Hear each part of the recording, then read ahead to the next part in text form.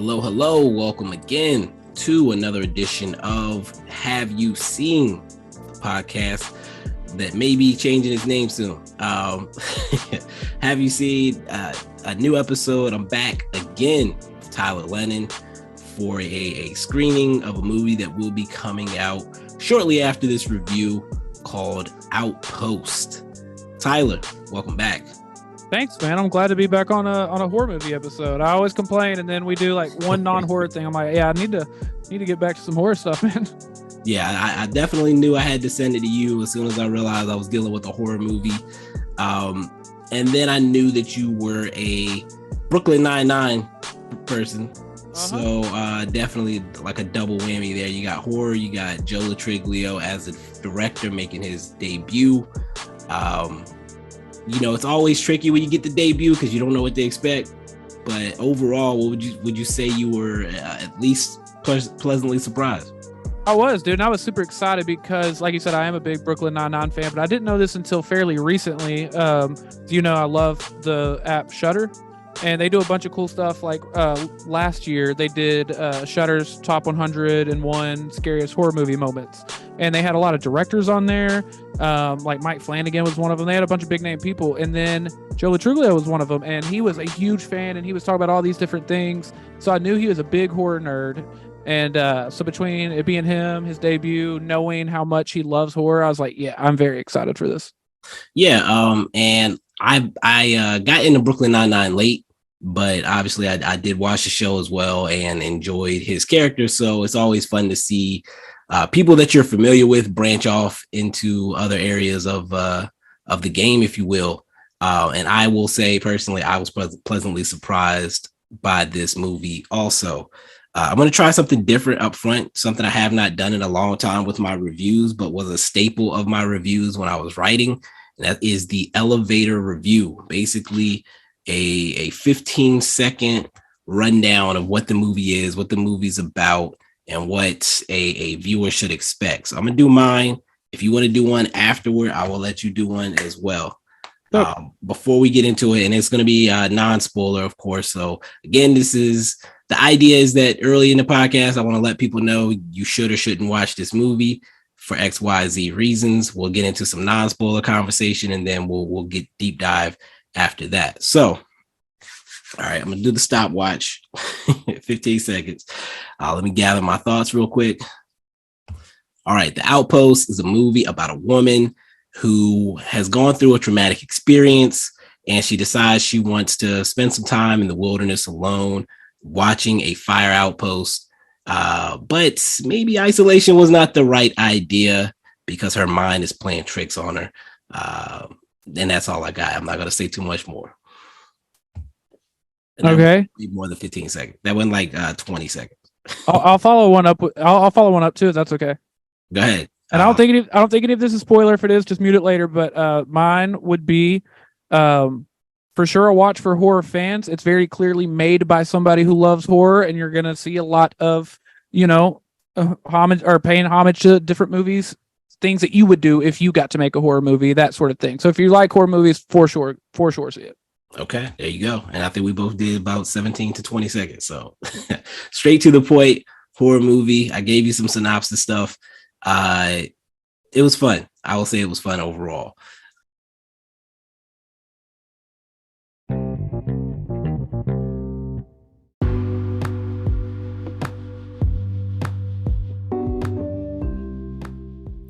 Hello, Have You Seen listeners? If you are a movie fan, which I would imagine you are if you're listening to this podcast, and your local theater is a Cinemark, let me tell you about Cinemark Rewards. Cinemark has two different levels of Cinemark Rewards. The first being the Cinemark Movie Fan, which is a free level. You sign up for Cinemark Movie Fan, you'll earn 1 point for every dollar you spend at the Cinemark theaters. You can redeem those points for tickets and other rewards. You'll receive member access to screenings and advanced tickets. You'll get an extra discount on Tuesday and other exclusive member offers. Now, if you're a bigger movie fan and you're willing to put some cash up, the Cinemark Movie Club is $9.99 per month, you'll get all of the above. Plus, you'll get one free ticket every month. Again, if you're going to the movies at least once a month, this is already paying for itself. One free ticket every month, 20% off all concessions. And if you upgrade to platinum, it'll be 25%. You get to platinum status by attending movies, by the way, but that's neither here nor there right now. You're just signing up. You won't be eligible right away, but eventually you could get up to platinum status and get 25% off.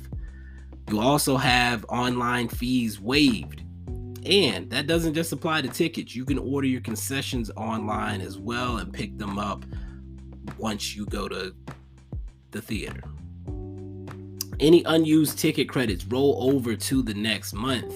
That means if you don't use your one ticket that month, it rolls over to the next month, and so on and so forth. So if you're worried, what if I miss a month, then it's not paying for itself, Mike? Well, if you miss a month, it rolls over. You can watch 2 the next month if you like. Now, you'll also get member pricing for additional tickets you buy, and that is important. For more information, you can hit the link in the show notes. That'll give you the more details, and you can sign up today.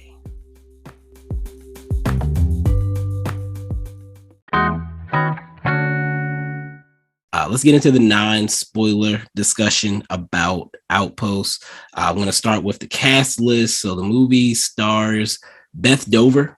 Probably her biggest role that people might know her from is Orange is the New Black. She was the warden at the second prison, right? Yes. Or at Lynchfield. She was she? I think she ends up being the warden, maybe. I think she gets like promoted, if I'm not mistaken. Something like that, yeah. Yeah. And I think at one point she also ended up, when they took over the prison, she ended up trying to blend in with the... Yes, she 1000% did. Yeah.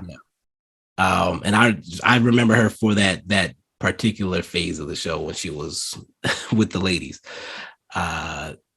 Dylan Baker is also in this. His biggest role is The Good Wife. I think he got nominated for an Emmy 3 times for his role in The Good Wife. Essandoh, who was in Jason Bourne. Dallas Roberts from most recently Insatiable and Motherless Brooklyn. Additional cast, Becky and Baker from Hunters and Big Little Lies. And I'll let you add a tidbit about Becky Ann here. Yeah, so just stumbled upon this, but Becky Ann Baker, I knew her from the show Brockmire. I love Brockmire. It's one of my favorite shows of the last few years. But and then I knew Dylan Baker from Trick or Treat, which is not one of my favorite horror movies. It is one of my favorite horror movies, but it is like my favorite Halloween movie. Have to watch it every Halloween. And I was just like, Baker. I wonder if they're related. They are married. So shout out to Becky Ann Baker and Dylan Baker. I love both of them. And now I'm even more hyped that they're married. Shout out to them. And it's fun because I think the first time that I watched a movie, did you figure that out before or after you watched the movie?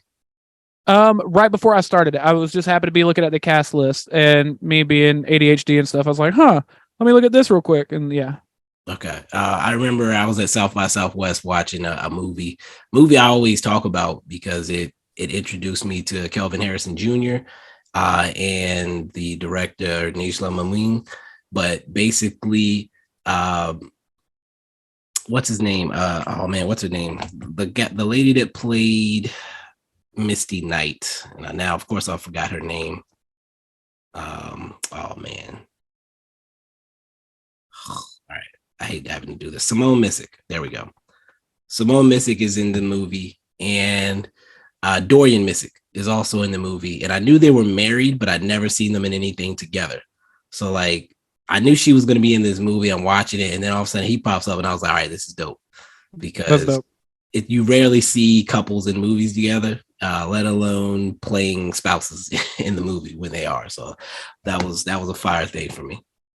And I think what happened is she cast Simone Missick in the movie, and Dorian was just there because that's his wife.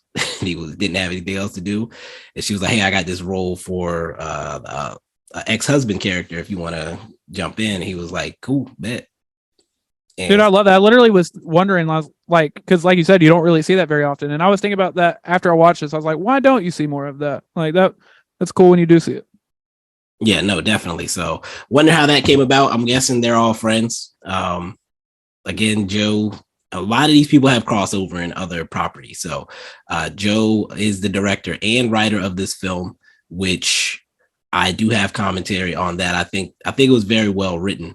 The dialogue and everything just flowed pretty naturally for, again, a first time movie, and a movie with, again, so much isolation you would expect. We just watched, what was it, the Eight Mountains the other day, and talked about how much silence there was. There wasn't a ton of silence in this movie, but the dialogue. No, there wasn't. Yeah, I thought it was very well written. To your point, like there was never a moment where I thought dialogue felt clunky or weird or anything. And not even just dialogue, but just like I thought it was very well written.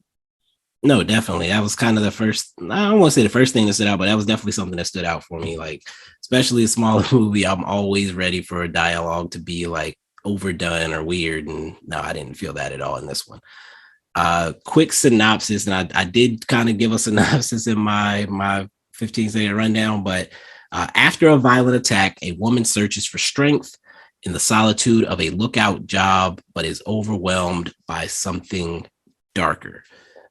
Coming into this movie, the first thing, and it's funny because I watched the trailer and then I kind of read some of the comments, and people were saying, didn't we just get a movie like this? Some people saying like, who was it? It was the Angelina Jolie movie. I think it's feel free to at me. It's okay.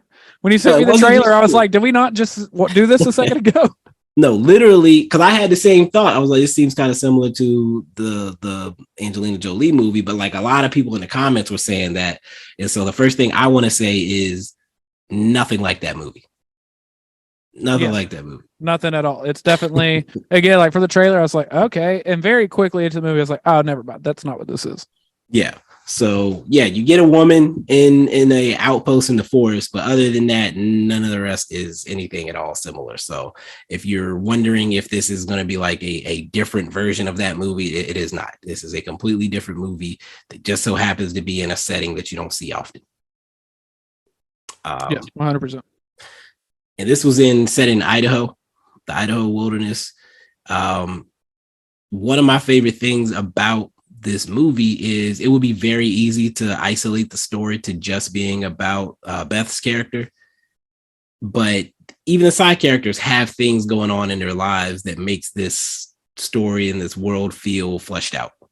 Every single one of them definitely do not only have either like a backstory or like genuine character development. Yeah, there's not really, off the top of my head, one character in there that like they were just filler or they were just a throw in. Like every single one of them, like you're saying, has like a pretty big backstory, or we see them grow or whatever. Yeah. And I think that's a sign of, again, good writing. When I was doing screenplays and whatnot, when I first started, I would just have, all right, so I'm going to have this cast of 20 characters, and there's going to be the jock character and this character and that character. But as I started like actually studying the craft, there was the talk about how you have a show Bible, and you have to be able to answer certain questions about every character, whether or not it's going to come up. What's their family like? What was their relationship with their parents? What did they do, a month before this situation or the time period of the movie? Like, you have to be able to answer certain questions, and I feel like Joe would be able to answer these questions about all of his characters. So that was cool.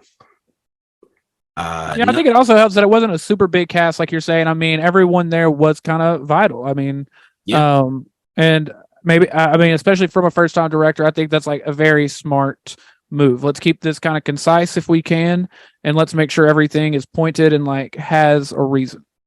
And the movie is an hour and 24 minutes long, so did not waste any screen time at all. And I'll say it jumps immediately into, it's not like a long build up before you see anything. Like immediately, I want to say the intro credits aren't even done rolling before you're like hearing the attack that she's recovering from occurring. And I was like, did the movie already start? Like, really?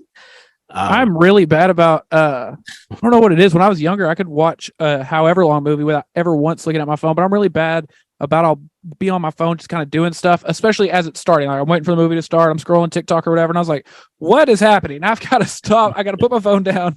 We're in it. We're going." Yeah, so I definitely appreciated that it jumped straight in, and it establishes immediately who your main character is. You're introduced to this character, and I want to make sure I say the character's name and not the actors going forward. You're introduced to called. I look at way too many things. That's my problem. That goes back to what we were talking about before we started this podcast. Kate. All right. So we're introduced to Kate in this movie immediately off of her being beaten by her. We don't know if it's her husband or boyfriend, but the man that she's with has beat her, and she's still got a black eye, but she's showing up to work. Yes. And I think doesn't her boss even ask, like, "Are you sure you want to be here today?" or something to that effect? Yes, like he's like, I did not expect you to be here. I thought you should take some time off or something along those lines. And she clearly is not well. She clearly is still dealing with some stuff mentally. Yeah, but from the jump, it also establishes kind of, I don't want to say her reason for getting to the outpost or whatever, but like she establishes very clearly, like, I'm going to keep it moving through this. I'm not going to let myself have time to really, I don't want to, I'm just going to keep it moving through this. Yeah, she clearly doesn't want to stop functioning. Right. Which I think is relatable with any kind of trauma or anything you're dealing with. Like for me, especially, like if I can keep busy, if I can keep going, like that's for sure. Like at some time you probably need to chill and like decompress and everything, but like, yeah, just keep it moving, keep rolling, stay busy, just keep kind of distracted. Yeah, and at the same time, she's acknowledging that she probably doesn't need to be in her normal spaces. So that's why she's looking at this outpost job. I can get away for 3 months. I'm still working. I'm still giving back to society, but I'm away. Like I'm isolated. I'm doing my own thing. And you can kind of get the idea behind that. So it's not like, why is she doing this dumb shit right now type of thing. Like, why would a woman go out here in the wilderness by herself? Now you may find yourself asking, is this a good idea? But it's not like inconceivable. Like you can at least see where, like, I get where that would make sense. No, exactly. And it's like you said, it's not like you're 100% like, wow, this is a brilliant idea, but you at least understand the logic of her wanting to do this. Yeah. And at the same time, her friend is questioning whether she needs to be doing this too. And her friend's brother is the person that's hooking this up. Yes. Earl. Yes. So let's see. I don't want to say too much in the non-spoiler section, but how do you feel about the pacing? I thought it paced really well the entire time, especially being a 90-minute movie or close to a 90-minute movie. We complain a lot. Not we, you and I, but moviegoers in general complain that we don't get enough 90-minute movies. But then sometimes it is hard to get the pacing right in an hour and a half. But I thought it paced really well. I don't feel like this is spoiler territory. Again, if it is, stop me. I apologize. But there is later in the movie where we do see time start to go kind of quickly, but it didn't feel like unwarranted, or it didn't feel like, whoa, we're skipping ahead. Like it felt like, yes, this is how this should be pacing right now. Yeah, and it gives you a timeline of events. So again, she's going out into the woods. We're told up front that she's going out here for 3 months, and we get title cards that show us the progression of time while she's out there. And that progression of time is important to the story because it establishes, when you're in isolation over time, things occur. And it gives you like a slow progression of when she first gets there and how she's like a little bit, nervous and settling in. And as the time goes along, maybe some things get more comfortable and other things start to shift. We won't get into the details yet, but I appreciated that personally. And I do think that they got the timing right with this because it allowed me to settle into the new environment, and then it started ratcheting things up afterward. Yeah, and it was really refreshing because, not to bash anything, but the last thing we reviewed, one of my biggest complaints was I didn't care for the pacing in it, and this paced really well. So that was nice. Again, I gave you something long that wasn't horror, so I had to come back with this short horror to make up for it. It was greatly appreciated. Overall, since I feel like we're tiptoeing around spoiler territory at this point, overall, I would say I can recommend this movie. If you're a Joe Lo Truglio fan, especially, definitely give it a shot. If you're a horror fan, I wouldn't say it's like too scary. Like I don't think there was too much that was like crazy that kind of was like, oh snap, or like where you're gonna be hugging your loved ones while you're watching it. But it's a nice little thriller, I think. Yeah, I was gonna make the argument. It almost feels more like psycho thriller than it does horror. I mean, it definitely. We're gonna claim it. All horror fans will claim it for sure. But it's one of those. I think it becomes even more recommendable because there are certain people like, man, I love thrillers, but I don't know about horror. And I think you can definitely see this. So I definitely recommend it. Like you said, any horror fans, any thriller fans, and I believe it gets limited theater or theatrical release. I know it goes to VOD. I think it does both. It might be a depending on where you're at kind of deal. But if you can see it in theaters, go see it in theaters for sure. No, definitely. It should get at least a minimal theater released. It says internet May 19th, but usually they'll have like at least, a couple screenings near either LA, New York, Austin usually are the big ones for limited releases. But yeah, I would definitely, like, if I had gone to see this in a movie theater, I wouldn't be upset. I think I would have enjoyed it even more. Maybe I love a good, fun theater experience, and yeah, I think it. I mean, you're gonna have no problem watching it at home. It's a great movie to throw on with, your person or a friend or whatever. But like, I think it'd be really fun in a theater. If it does show anywhere near me, I'm gonna go see it again just to see it in a theater. Honestly.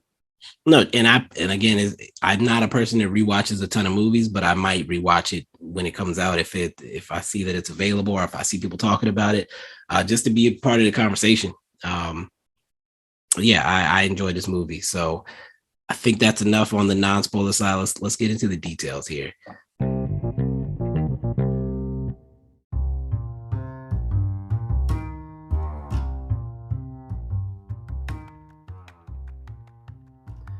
Now, if you're a movie fan, what do people say? A date is dinner and a movie, right? Well, restaurant.com has you covered on the dinner side. Now, right now, they're offering different levels of packages. So you can spend $10 and get a $25 gift certificate to a restaurant near you. That's right. Spend $10 and get a $25 gift certificate. I know that doesn't sound right? Well, let me break it down for you. If you go to restaurant.com, or click the link, I should say, in the show notes to go to the restaurant.com page.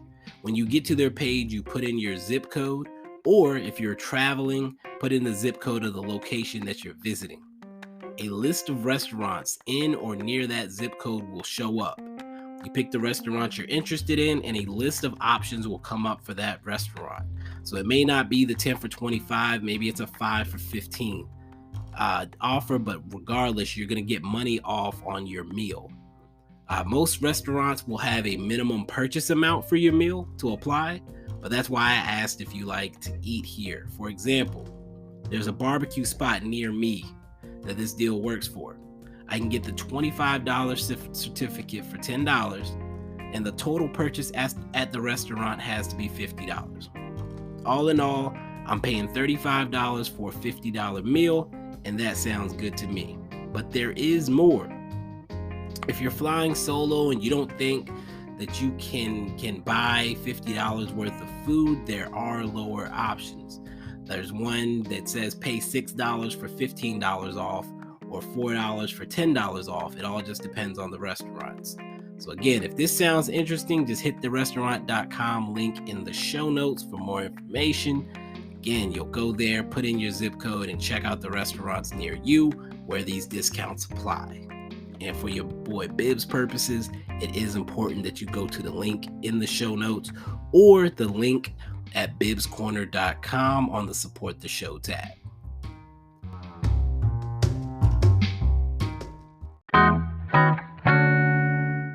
So here in the spoiler section, so I mentioned that the movie jumps straight in. We get like flashbacks of her being abused, and we see the scene in the restaurant where like everybody stopped and is like looking at her. This is in the trailer as well, I believe. Um, did that kind of set a tone for you early on, or how did you feel about the just jumping straight in like that with that type of scenery? One thing I will give it credit for is I think it does a great job of setting up this quote unquote unreliable narrator. Because of course it's the first time it happens. You don't know that this isn't happening. Right. I will say I have very few complaints about this. I thought by the end of the movie that gets overdone a bit, but I thought the first time it happened I thought that was really good. Yeah. So, and that was going to be one thing I brought up is the balance of the reality versus the visions. I did think there was a point where it got a little out of hand. But I guess the idea would be that she's deteriorated over time. Right. And like at some point in the movie, the third act, we are shown that she has deteriorated. And we maybe have missed some stuff. Yeah, I was going to make the argument that I think if used just a tiny bit more sparingly, it would have been more effective, because there are times where you know for a fact, after the couple times you're like, okay, I know that this isn't happening. But then again, like you're saying, by the end of it, maybe done as many times as it was sets it up for when it is happening. You're like, oh crap, this is happening. Yeah. How did you feel? I guess you said you could tell usually when stuff was real or what wasn't. Can you give an example of a scene that you had to question whether or not it was real? Well, when the final act, when we like really start rolling, there was a split second where I was like, are we again gonna find ourselves in a like, oh, never mind, or you know what I mean? I think it wasn't until then though that I was like kind of waiting to see if it was one of these moments again or not. Yeah, I think the first one that kind of I wasn't sure was when I guess it was her ex or a boyfriend or whatever pops up at the Outpost. No. Yeah, to that point, I don't think it had gotten to the point where it was overdone yet, because that's still like the second time. I think maybe I'm misremembering, but yeah, I definitely thought the same thing. I was like, he found her. Oh my god. Yeah, I was like highly concerned. I was like, oh shit. And then when he's suddenly gone, I was like, I still was confused for a second. And that's the only time I think that it got me like that, I would say. When when he pops up in the truck, that was pretty obvious that wasn't real. Right. So they do a good job of letting you know it's not real, but like then she drives off or starts to drive off, and it's like, this chick might not need to be out here. Yeah, I agree. Because pretty early into my notes, I did go ahead and put unreliable narrator. It can be a lot of fun, but it can also be a bit exhausting. Yeah. And that is, I think, the case. I think from a viewing standpoint, it can get a bit tiring just because you're constantly having to ask, like, is this real? Is it not real? Is any of this real? Okay, that's not real. Like, you're constantly looking for that kind of stuff. Right. I did have a couple notes from the very beginning as we're on our way to the Outpost, if you don't mind, just real quick. Sure. This is where I think, and it goes throughout the entire movie as well, but this is where you can definitely see this is a man who loves horror and is like had all these ideas and is pumped to get to like pay homage. We get she's following a log truck. That's Final Destination. We get a weird fiery thing that's very Wicker Man-ish. We get the stop at the gas station, which is a nod to a ton of different horror movies, and it is even kind of creepy. And then there's a very 80s horror kind of score going along through all of this, and just like boom, boom, boom. And I loved it. I felt like, dude, if I were talented and I ever got to make a horror movie, I would love to do this kind of stuff. So it was really cool to see a horror nerd do that kind of stuff. Yeah. And you mentioned the gas station scene. There was one part that bothered me. I'm just a weirdo about this type of stuff where like, not in a bad way bothered me, but bothered me as like a human. Where the guy like tells her good morning and she like doesn't say anything back. I was like, well, damn, that's kind of mean. Yeah. But also like you're kind of in the middle of nowhere. It's kind of a rednecky looking gas station and you've got your own problems you're dealing with right now. Um, I get it. The last one I do want to point out, when they do get to the outpost and they're kind of walking through the trellises, we have to walk through here. That scene feels very 80s-ish for a second. And then when she sees the roadkill and she's next to it, it felt very 2000s out of nowhere. It felt very like Eli Roth kind of, or like even Rob Zombie-ish. It felt very like, oh, we saw this a lot in the 2000s. Yeah, with the maggots and all that good stuff. Uh-huh. Definitely some good imagery going on. Since we're back in the beginning, let's talk about the brother-sister situation, which a nice added little piece that I felt like when it's introduced, it had to go somewhere. Like they couldn't just give this to us and like, hey, here's this depth to these characters, and now it doesn't matter anymore. So when she's going out to the outpost, she's hooked this up with her friend. And I don't think I mentioned her earlier. Taria Campbell is playing Nikki, yes, who is like her best friend to the point where she's recorded like an audio clip for her to play for herself if she gets lonely. Yes, and I thought of Nikki very much as like, I don't know if you listen to Rewatchables on The Ringer. They have what they call the Dion Waiters Award, which is someone who's not in it a ton, but makes the most of it. Okay. And I thought of her very much as like a Rod from Get Out. Like, we don't see you a ton, but I love it when you're in this. And this is like kind of your voice of reason person, the straight person that kind of keeps you grounded, that kind of basically is us, the audience, saying, you know, girl, I don't know if you need to be doing this, but I support you. And she's a great friend. Her friend, she wanted a job. She needed to get away. And she's like, hey, me and my brother Earl, we're not necessarily close, but like, I could probably set you up with a job with him. And she does. Right. And then he, you know, even when she's dropping her off, they have the awkward meeting between brother and sister. You know, she has the old picture of them as kids and gives it to him. And Earl is the brother. He's kind of standoffish toward his sister, but you can tell he takes his job seriously. We learn later about him, his history, and why he takes his job so seriously. Why it's not a game for him, because he had a kind of a rough past. How'd you feel about that dynamic, I guess, with those two characters, the way they're introduced and the way it ends up playing out? Yeah. To your point, there was kind of a bit where I thought like, this may have been an oversight, where there's just not like, they set something up and we never get much out of it. And I kind of spent most of the movie thinking like, we're just never going to hear more, or like their relationship's never really going to get brought up again. We just know they're distant, and that is what it is. Yeah. And like I said, when they were introduced, I was like, is there going to be some payoff to this? So in the end, I was glad that there was, but we'll get to that later. Details. I want to point out there were some very good details in this movie. One of the details that kind of made me chuckle was when she's at the outpost and like the guy's showing her around, and then she looks and there's like some porn magazines. He's like, oh yeah, we don't usually get a lot of ladies up here. Like those small touches that make it feel just more real. And I did notice any of the reviews I read mentioned that he does a pretty good job of sprinkling comedy here and there, and like, yeah, that's a good example of that. The ants, I feel like that was kind of an homage as well, the flying ants buzzing around, or like a horror trope with flies and whatnot, and the fact that buzzing can kind of drive you crazy a little bit. Yeah, I would agree with that, and I thought that's also a pretty good attention to detail, because like, you are out in the wild. If you leave anything out like that, that's what's going to happen. I mentioned the maggots already. You mentioned the music already. Mountain humor, the rough mountain humor when she meets the character. Let me find Reggie. My fault. Reggie. Yes. Yeah, Reggie. When she meets Reggie, and he mentions, you know, I got a birthday cake for my wife, and she's like, "Oh, happy birthday!" And he's like, "Well, she's dead." And she's like, "Oh my God, I'm so sorry." He's like, "I'm not. She left me a lot of money." And she doesn't know if she's supposed to laugh, but then he laughs. He's like, "Sorry, it's a bad joke." But again, this is how people out there would be talking. Yeah, 100%. Again, I thought that was, we keep talking about it being really well written, and especially when it comes to dialogue. And I thought that was a great example of that, because I could see where maybe some people would see that coming off as clunky, but like, I thought that was, like you're saying, like, it seems realistic that they would be talking that way.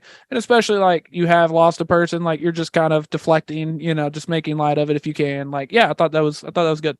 Yeah, and I think he delivered the line well. I think that's what makes it work. Like if you have nobody, not well established actors saying these types of lines, it definitely probably could have been bad. But the fact that he had a very established cast that's worked, you can tell that he made it work basically. Uh, when she had her first little fire, what were your thoughts? That's a good question. It happened so quickly and like she handled it well. I was proud of her. I was like, you know what? She handled this well. And of course, Earl gives her a ton of hell of like you didn't follow protocol. And again, that's setting up more like of him. He takes this very seriously. But I thought it was a quick little not jump scare, but I mean, yeah, it I don't know how I'm trying to word that, but I thought it was a good scene. It happened quick. You're kind of on the edge of your seat, like, oh, is she gonna handle this? Oh, hell yeah, she handled this. She's gonna be better at this than it may appear. Yeah, I thought it was good for like getting our blood flowing a little bit on this fire situation, because the whole movie I'm thinking, is there going to be this huge fire that she has to deal with, or like are we just dealing with her trauma? So when she gets the little fire, and of course, like you said, she doesn't follow protocol. She runs down and puts it out herself when I believe she's supposed to call it out and let somebody else go do it. Just kind of keep an eye on it. But she was excited. She went down there, she put her little fire out, everything was cool. Um, at this point, my next note was PTSD is whooping her ass. Um, she's having, like you said, visions are kind of ratcheting up. She has the moment where she sees the guy coming out of the bathroom, and initially I had a note like, what did she throw? Because she throws something at the like little outdoor potty, and then she's like, no. And I was like, what did she throw? But then we find out it's her keys. I want you to know I rewound like 3 times. I was like, what did she throw? Am I missing it? And then I hit it again. I was like, I'm not seeing it. I thought it was maybe her phone. I couldn't figure it out. I finally was like, I don't know. I don't know what she threw in there, but she threw something. Yeah, and I literally did the same thing. Like I rewound. I actually had trouble rewinding it, and I couldn't tell. And then later she mentioned she threw her keys. I was like, well, shit, I could have just kept watching. I also had a note for that scene, which was that's a lot of screen time for a penis. Yeah, it was a whole lot of male full frontal. I guess that's a good thing to warn people about. True. And at the time, we don't really know what it is, but we find out later that she was, I guess, abused as a child. By was it her uncle? Yes, Uncle Ted, I think was his name. Yeah, so we find that out later. So like all her past trauma is coming back. It's not just that she was abused by her boyfriend. Like she's had some stuff in her past that's coming back. And this isolation is just drawing all of her history back. She then goes up to the outpost. She drops her coffee mug, and I wrote, "This chick is clumsy." Are we sure she didn't whoop her own ass? Yeah, I think it's not long after that. I put Shorty is losing it. She might need to pack it on up and go back home. So she's having a hard time out here at this outpost, and that's when she meets the older lady. Bertha. Was it Bertha? I think so. Pull it up. Yeah, Bertha. So she meets Bertha. I thought Bertha's introduction was great because Bertha shows up, and first of all, she's another woman on the mountain when she's been dealing with a whole lot of male energy. And Bertha kind of calms her down and gives her some keys to survival, which should have been the first clue. She was way too friendly. Yeah, but to me, I was like, you know what? She's a little bit older. She definitely seems like she's been doing this for a hot minute. And again, like you're saying, to me, I was like, this is the perfect introduction of like Bertha is going to help her figure out to at least get by up here. And again, she's been surrounded by nothing but men. And once she went here to begin with to get away from all that, and really none of the energy she's gotten. I mean, Earl's been kind of friendly, or not friendly, but I mean, he's been helpful. But I mean, even Ranger Dan was his name. Reggie, like no one's been real inviting. And we finally get a person who's like, hey, you're struggling. I get it. You're new here. I'm not new here. Let me help you out. Yeah, and I, like you said, I enjoyed that character's introduction. I was like, okay, maybe she can survive this now. She has a friend. Right after we get this introduction, and we feel like she's going to be okay, we find out that old buddy is horny. Dan is very horny. He's wild horny. I was like, how'd he get so many ass pics? Yeah, one, the gall on this man to be 4 feet behind her and he takes at least 3 or 4 or 5 pictures of her ass, and it's like, oh my god, dude. And he's looking at him at work in front of his boss. In front of it, right by his boss. And we like see him watching her walk away, so like I assume he was checking her out anyway. But the fact that he was taking pictures the whole time was like, oh man, this guy is dangerously horny. How long have you been on Twitter? I'm curious. How long have I been on Twitter? Since 2009. Okay, so I'm just a year or two behind you. Do you remember like 2011 to like 2014 Twitter after dark, Twitter after hours? I mean, it was those levels of horny. I may or may not have been in those streets. Yes, I was also out there, and it was a wild and horny time. But that's the levels of horny that this man brought. Disturbingly horny. In a bad way, though, not in a good way. Yeah, disturbingly horny, and that just provides yet another threat. Because initially, I thought he was gonna be okay, but then I'm like, is this dude gonna try to rape her? Yes, 1000%. Immediately, I'm like, oh god, this man is a threat. He's something we genuinely have to watch out for. Not to mention, you're out in the middle of nowhere. Nature itself, the wild that is in the nature, there are multiple things that are threats here, and he has also become one of them. So much conflict in this movie, like so much potential conflict, I should say. You got the man or woman versus nature. You know, you got woman versus herself and her mental health. And then you got all these men out here in the wilderness that could potentially be a threat to her. And like you said, you got, besides the nature of like, you hear the coyotes and whatnot out there. And then you've got fires, like legitimately we've learned immediately when she gets there, it has not rained in at least 17 days. And then when we get to this next part, we find out it still hasn't rained 20 days in when she sees a fire. Well, I also wanted to point out isolation almost becomes a double threat at this point, because again, with your own self and everything, it's a threat, but isolation becomes a threat in the sense that very few people know where you are. And if this man has become a threat now, he's one of the few people that does know where you are. And like, what are you can't really, I mean, there's a lot of nature. And she's lost her keys. And you have lost your keys. And he knows this land way better than you do. So even if you were like, it becomes a double threat. Yeah, so there's a lot.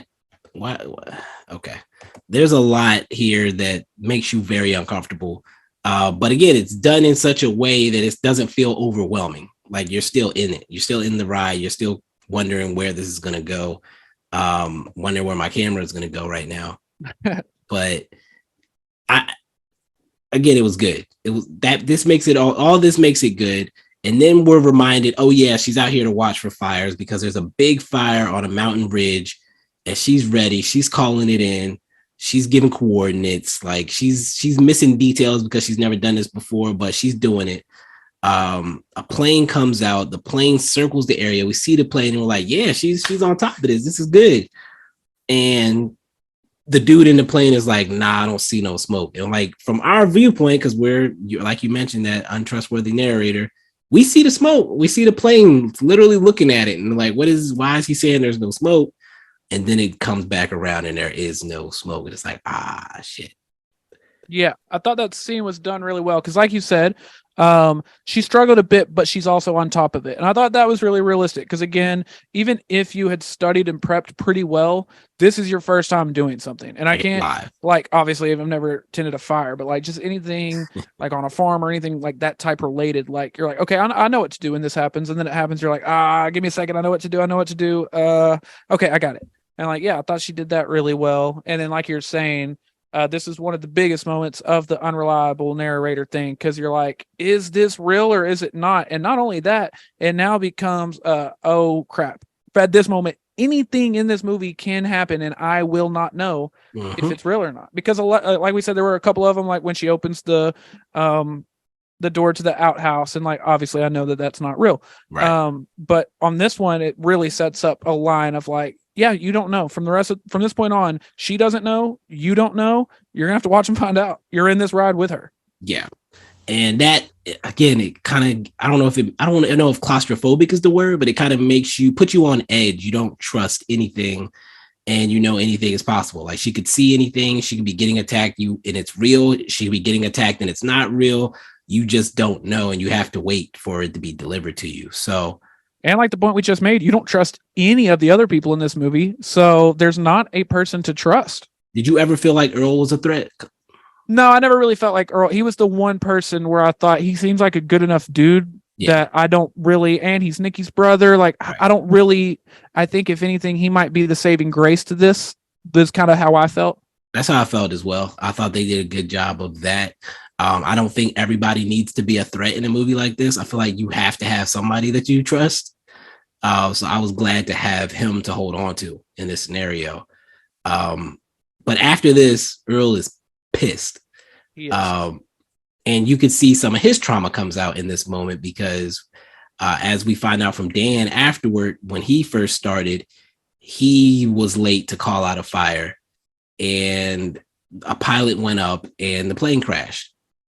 And so when he's yelling at her, he's like, these people, like these are people that have to fuel up these planes and go out here. When you make these false reports, like when you load up a plane and go fly out over a mountain, it's not always safe. Even if there is nothing going on out there, like getting off the ground and landing are dangerous things.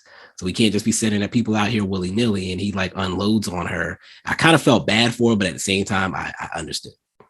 I also felt bad. And I think I felt even more bad for her because maybe I am a dumbass, but like I hadn't considered that. Yeah, whether there's a fire or not, when they get in that plane and they go up, that is a legitimate risk. And like I wouldn't have thought of it that way until he said it. And I'm like, oh, you're right. Yeah. Yeah. So I feel bad for her in that moment. But again, like I said, I understand Earl. And again, this just adds more depth and realism to the situation that they're in. And how seriously he takes his job, which to be, the lead over this situation, he has to take the job seriously. And when we find out his story, we understand he has even more reason to take this shit seriously. Yeah, leave it to Horny Dan to put Earl's story into perspective for us. So when he's giving the story, I'm like, is this how he's going to try to like get close to her? Fortunately, I don't think it ever gets to the point where we have to worry about that. Yeah, I was on edge though. When he went out there to tell her that, I was like, keep your distance, dude. Stay away. Tell the story and get the hell out of here. Go on and get. And it would have been easy for first-time director to feel the need to have that scene where he's like trying to get with her and she pushes him off and all that. Didn't need it, didn't happen, and that was fine with me. Like we knew that he was a threat to do it, but he never got the opportunity. Yes, agreed.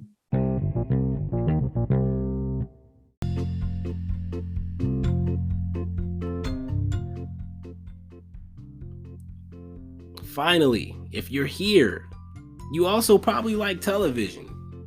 And you may be looking at different options for cutting the cord, and one of those options is Philo.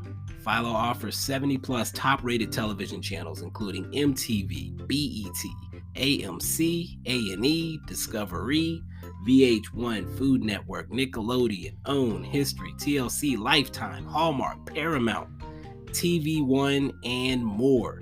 All for just $25 per month.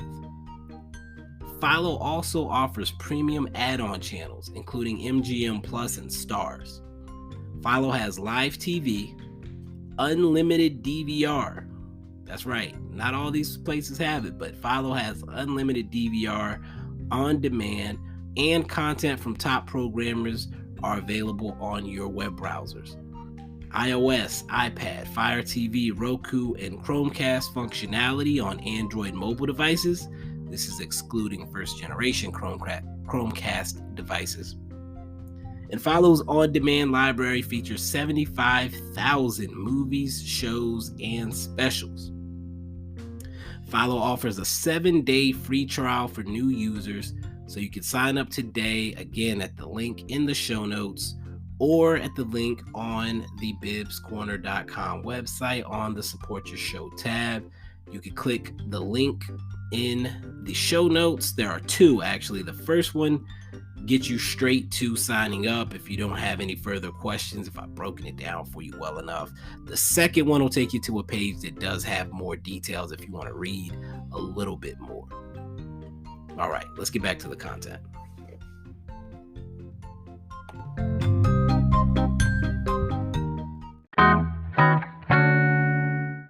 At what point did you realize that Bertha was not alive?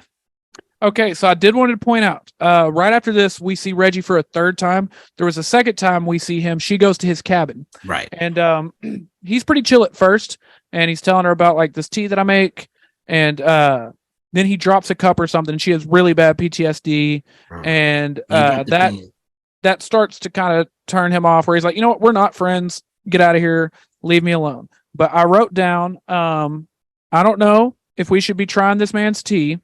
And then she even she talks to Earl and says like, so you met his wife? And he's like, no, she had already passed away by the time I got here, but everything I hear.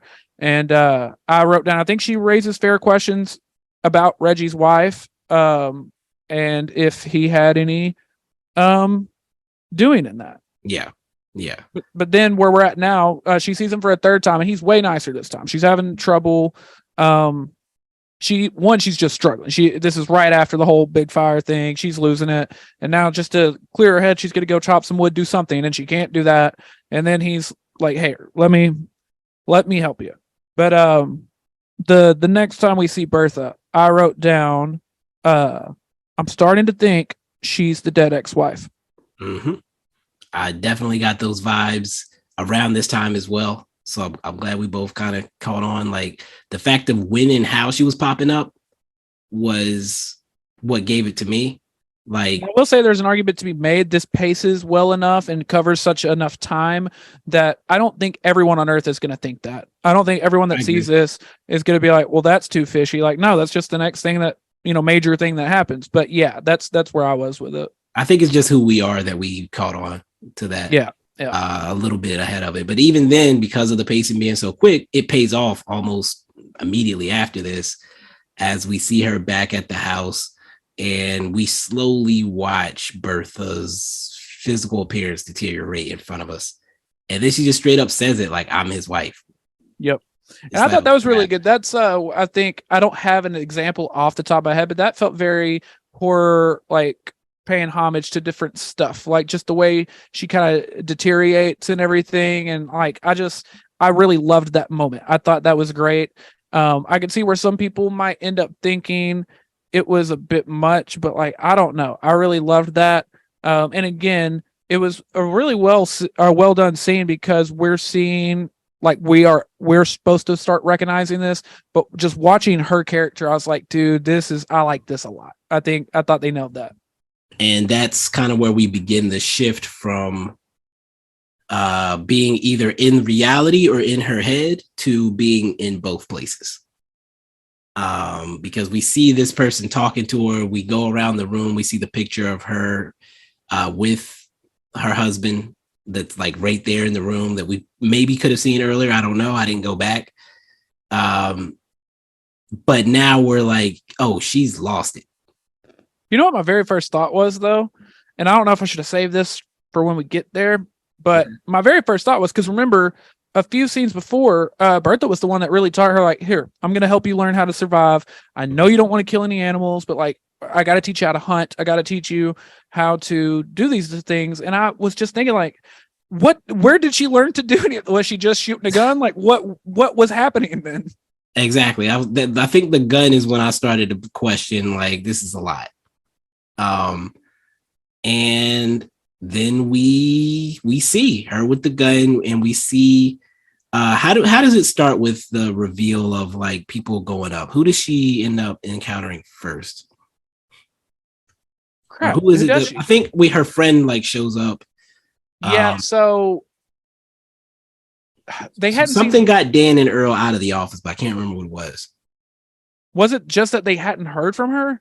Oh no, it was the two kids. So while that's what it was. She runs into two guys at one point who look like they might be a threat.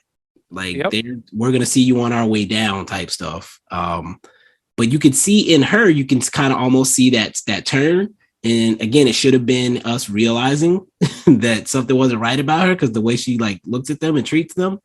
I think it ends up being their fire that she puts out. But we find out at this point that nobody's heard from these kids in a month. Yeah, Earl and Dan realize, like, dude, no one's seen those two kids in, like you're saying, like a month. And I think they try to contact Reggie, but they realize Reggie isn't home. Right. So Reggie's gone out of town to visit his kids, I believe. And so they have to go up. They go out on the road. Same time, the friend hasn't heard from old girl. And she's like, I'm going to pay a visit to my friend. And she decides to come up to the mountain. So a lot is going on at once. We also have, what else do we have? So now we get the reveal on what has happened to the hikers. Yes. And it turns out, because obviously Bertha's not real. So when Bertha was teaching her how to shoot rabbits, she just took it upon herself to shoot the two hikers. Yes, she has deceased the hikers. The hikers is gone. Yes. And like not just killed them, like they're missing limbs. Yep. Because also we see her not only learning how to kill a rabbit, but to also cook it because you're gonna need food. And again, it was not rabbits that she was shooting, and we do see her eating rabbits. So it was not rabbit season. So they find the two guys. They find the one hiker. He is very unalive, and now they're concerned because clearly somebody did this, and he's like, And at first we only see one of them, so we're like, oh crap, this or not we, but Earl is like, oh crap, this other crazy kid is on the loose. And then they find the other kid, who was the vision we saw of the uncle from earlier in the outhouse. And they're like, oh, crap. He's not only also dead, but his leg's gone for no reason. I think the sister finds him. She did. So she finds him. They realize that the guy at the cabin's going to be coming home soon. So this is how they get split up. I think Dan gets dropped off at the cabin to attend to him. And meantime, he's already gotten home. He walks in, he realizes people have been in his house. They took his guns, and he walks out back and gets caught in I don't think it was a bear trap. Was it big enough to be a bear trap? I think it was I thought it was a bear trap. It could have just been a type of trap. I just naturally assumed bear trap because that's what you see in movies, but yeah. Yeah. I think a bear trap might have taken his leg off, but it was a trap.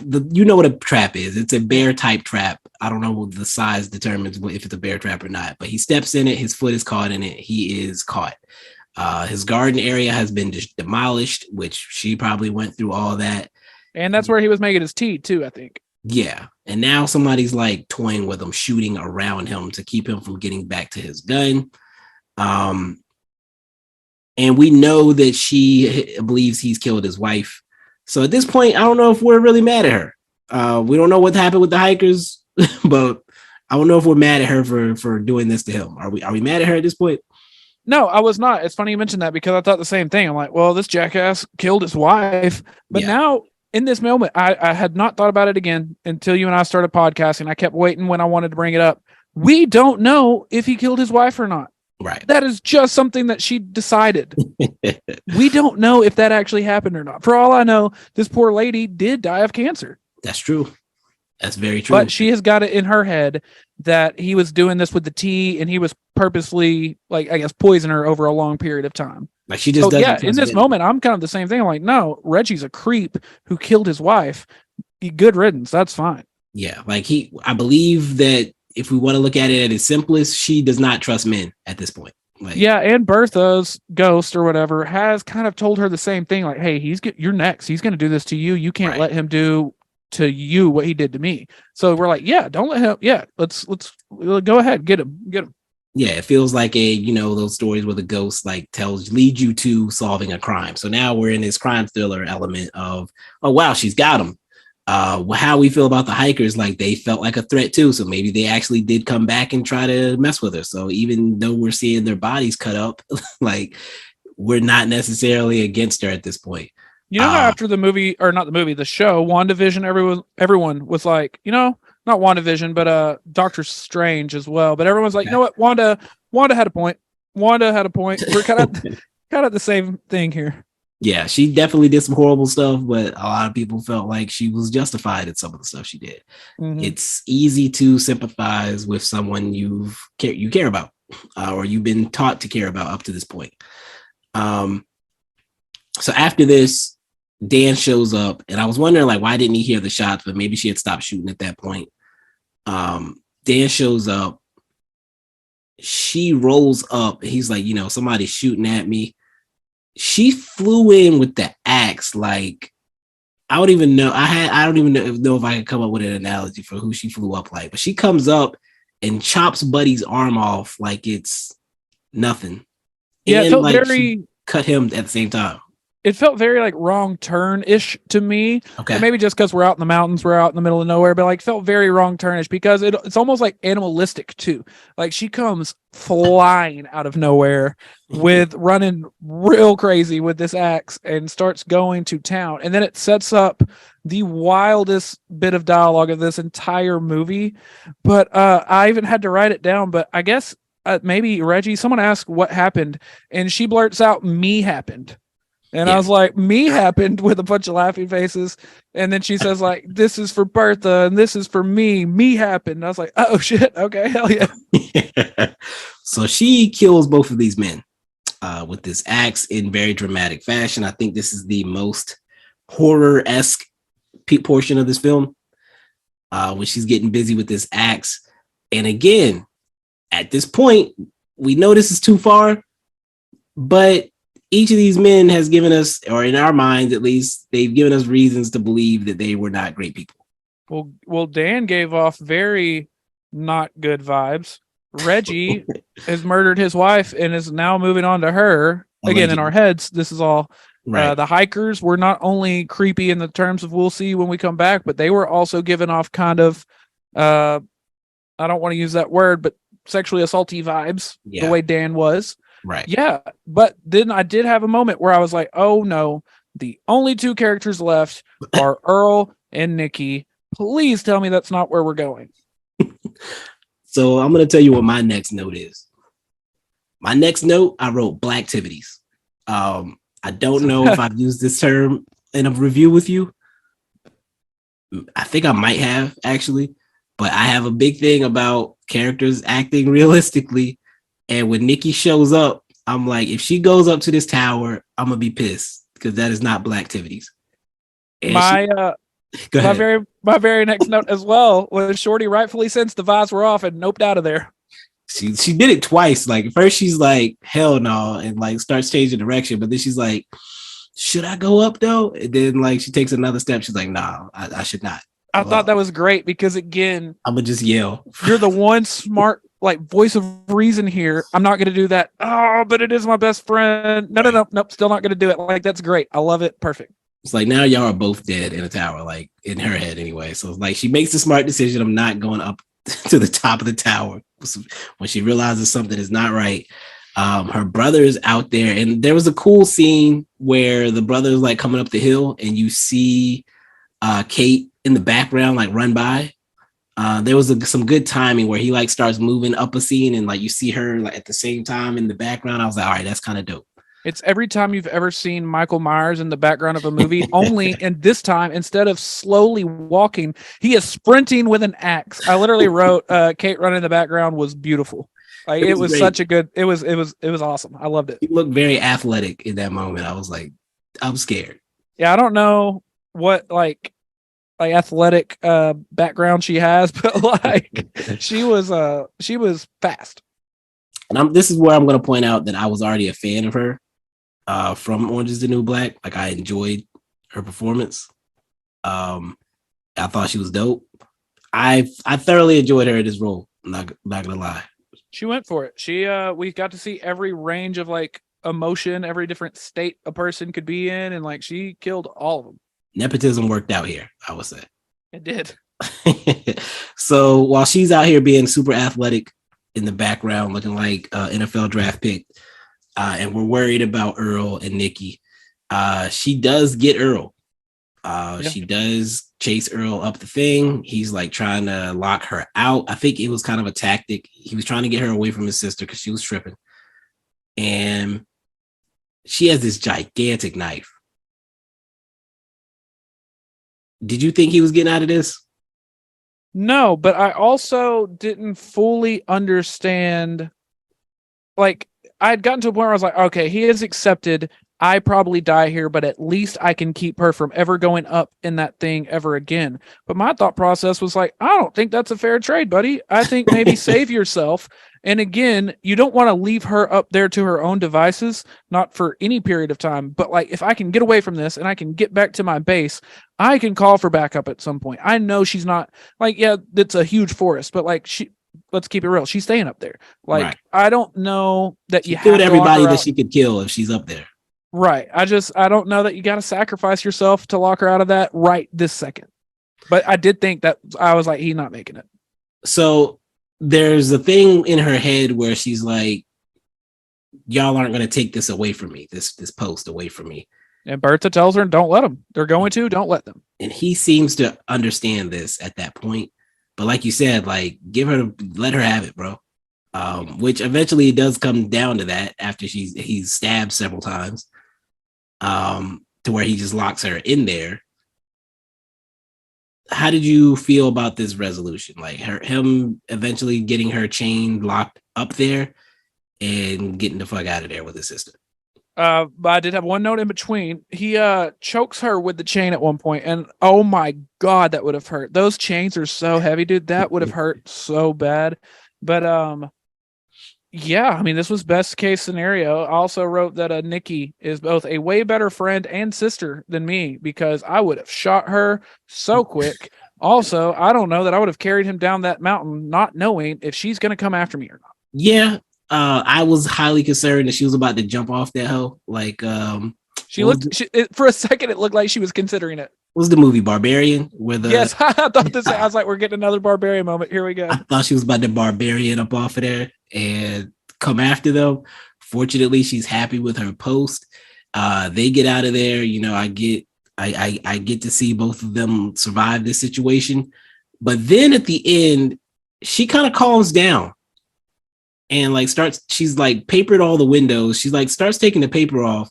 What do we think is happening here? Yeah, do we think she finally had a moment of like realization where she's like, oh shit, it's over?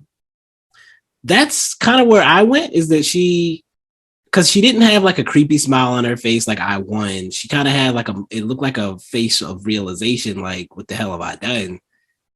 And like trying to get back to some normalcy. Like, did she not realize what she had done in that moment? Like, I could go a lot of different ways. I don't know if we have to have an answer, but I would say it's one of those things that where if I watch this with a group, we're going to be discussing what we think is supposed to be happening there at the end.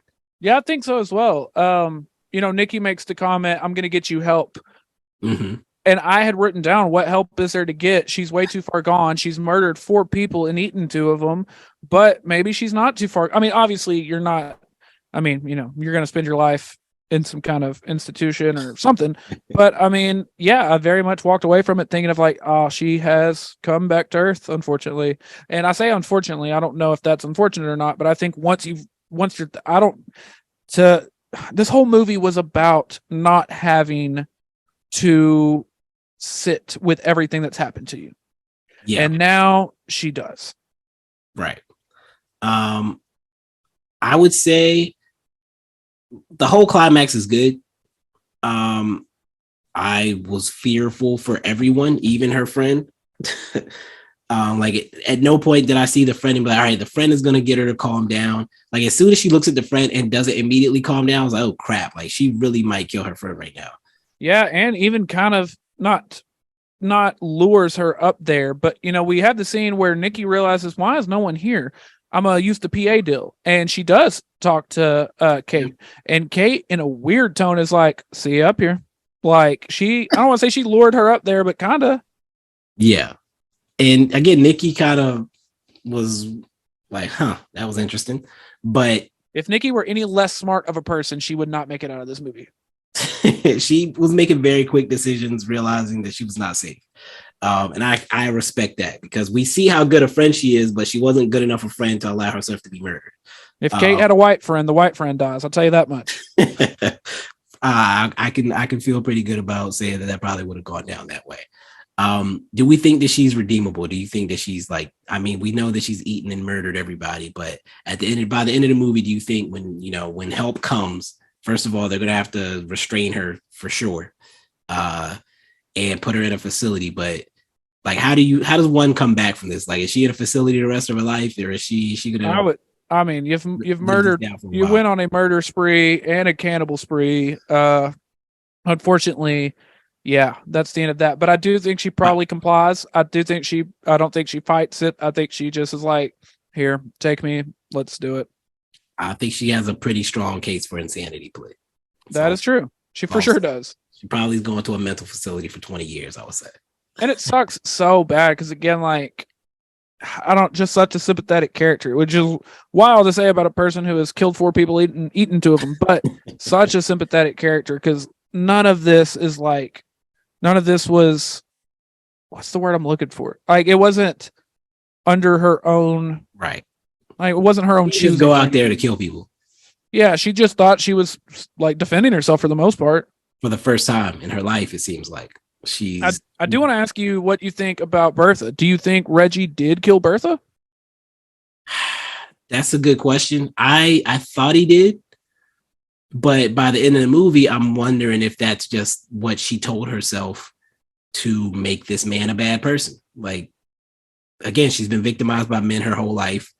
And I believe at this point, it's just clicked in her that these men are not trustworthy. They're all trying to hurt you.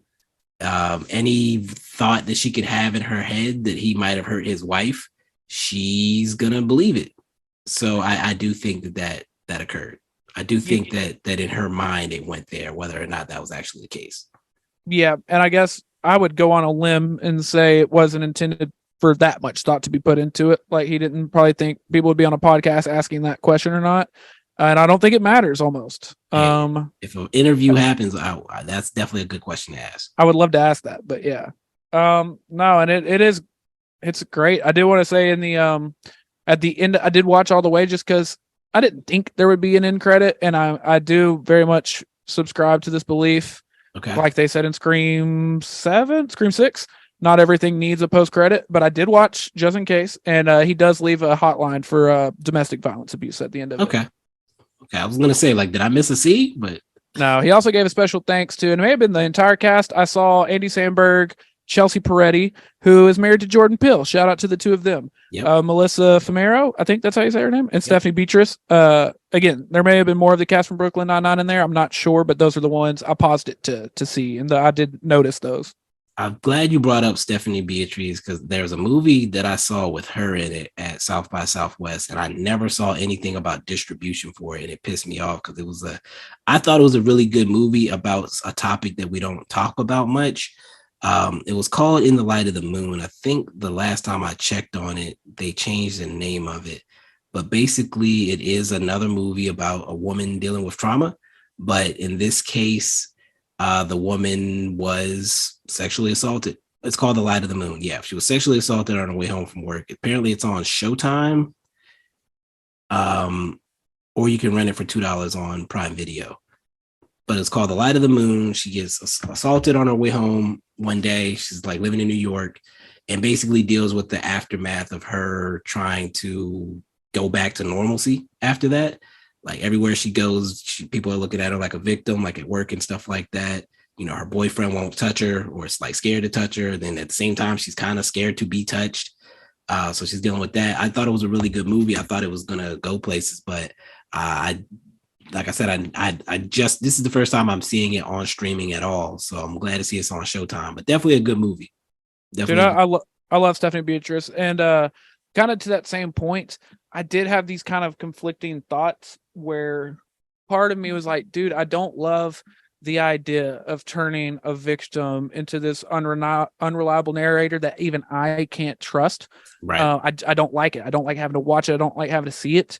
But that's the point. You know what I mean? Like, you don't have to have a comment that you're making. Like, unfortunately, a lot of the time, that does happen to victims, and that sucks so bad.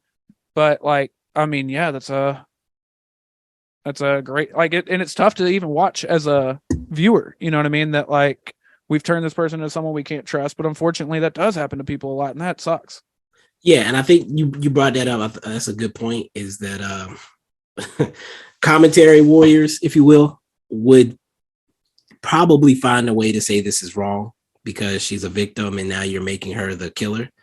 But I think it's just a story, man. I think it's just a horror story. It's it doesn't have to be a social commentary.